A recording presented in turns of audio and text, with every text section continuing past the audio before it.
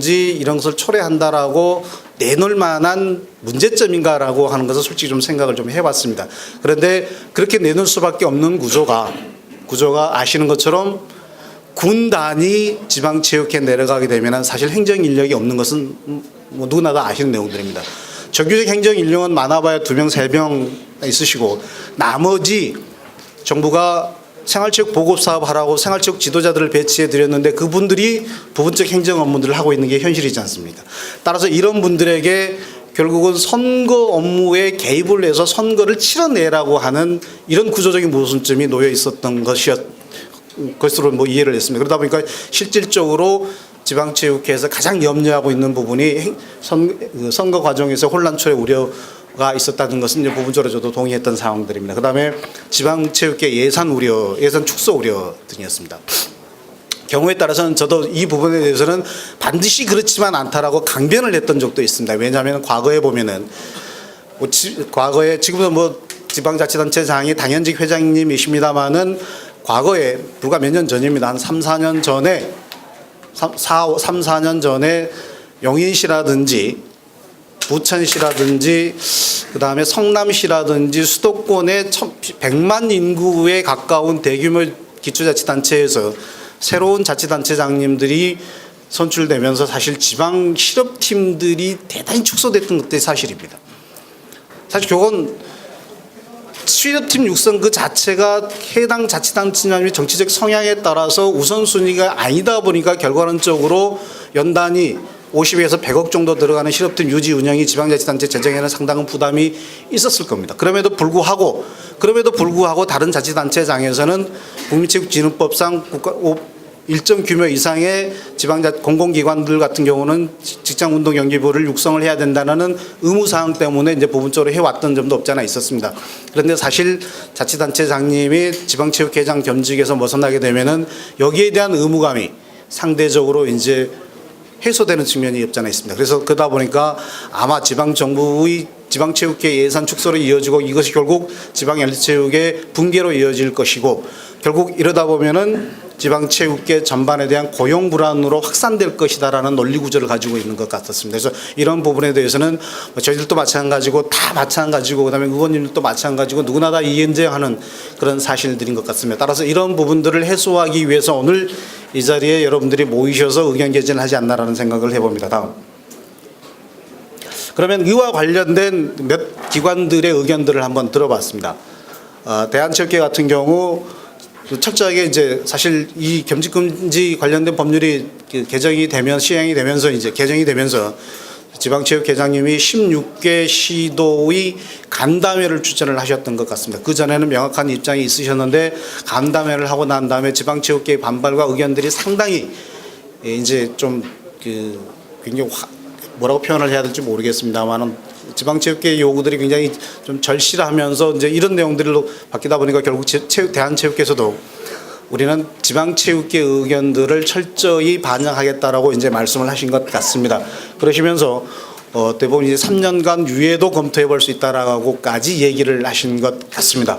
그리고 지방체육 같은 경우는 3년 유예는 기본이다. 그리고 그 안정적 예산 확보도 기본이고 그러면서 우리가 할 수 있는 것 하겠다.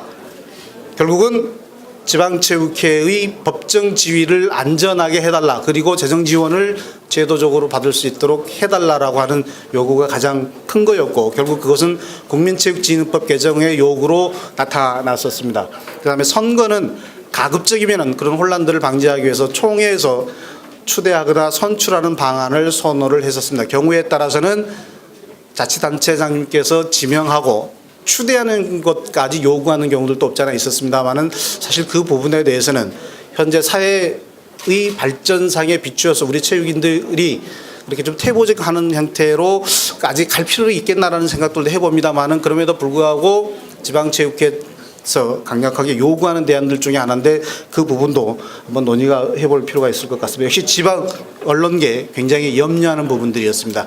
아직 자립을 할 수 있는 구조가 완성되지 않았는데 너무 빠른 거 아니냐. 기본 취지는 이해한데 이런 안타까운 의견들을 많이 제기를 하고 있었습니다. 다음. 그간의 지방체육회 역할 워낙 잘 아시는 내용들이니까 넘어가도록 하겠습니다. 다음. 그 다음에 넘어가겠습니다. 그 다음에 지금부터는 그 지방체육회 관련된 몇 가지 사항들입니다. 여기서는 한 크게 4가지 정도로 말씀을 드리고 싶습니다. 근데 크게 2가지 정도는 이미 이 법을 발의하셨고 통과시키는 데 결정적 역할을 하셨던 이동석 의원님께서 법적으로 준비하고 있기 때문에 걱정 안 하셔도 된다라고 말씀을 하셨기 때문에 실질적으로 제가 발표할 수 있는 일은 별로 없는 것 같습니다. 다만 그럼에도 불구하고 지방체육회가 이제 민간체육단체장님께서 민간인께서 단체장을 하시게 되면은 그와 관련된 사업들을 명확하게 추진하기 위해서는 체육단체가 법인격을 갖는 단체로서의 책임성과 의무성을 동시에 가져야 된다. 그러기 위해서는 법인화는 필수이다. 그리고 이 법인화는 아마 지방체육단체에서도 기본적으로 하겠다라고 합의를 보신 것 같습니다. 따라서 그와 관련된 내용들은 넘어가도록 하겠습니다. 그다음에 뭐 법이나 효과들입니다만은 이 부분들은 자료집을 한번 보시면 될 것 같습니다. 2번째. 그다음에 설치 법적 근거 마련들입니다. 그래서 대부분이 이제 체육 17개 처장님 중에서는 처장님들 협의회에서는 아마 그러신 것 같습니다. 현재 33조 통합체육회에 있는데 33-2인가 그런 식으로 해서 지방체육회의 독립적 법인 구조를 체육회의 법적단체를 만들자라고 하신 것 같은데 사실 제가 그게 유효성이 있을까라고 좀 고민을 좀 해보면서 유사 사례들을 봤는데 그런 부분들이 사실 거의 없었습니다. 그래서 그럼에도 불구하고 이런 그렇다 보면은 대안이 뭐 있을까라고 저의 나름대로 고민을 해봤는데 아시는 것처럼 제8조 보면은 지방체육의 진흥이 있고 이 부분에 지방 1, 2, 3호가 현재 3항이 이제 현재 있습니다. 그리고 그런 부분들을 시행하기 위해서 지방체육회 설치가 필요하다. 이런 논리 구조를 가지고 가는 것도 좀 필요하다라는 생각을 좀 해봤습니다. 이 부분들에 대해서는 이미 예. 사회자님이 이 지방 체육인들의 다양한 말씀을 겪었다고 해놓고 지금 사회를 본다 해놓고 지금 발제입니다 지금. 발제입니다 지금. 발제 내용이기 때문에 약간 알겠습니다. 조금 좀 앉아 계시죠. 그 얘기 좀 하겠습니다. 저 발제자인데 어쩔 수 없이 지금 자산까지 보게 됐다는 것은 모두 말씀을 좀 드렸습니다.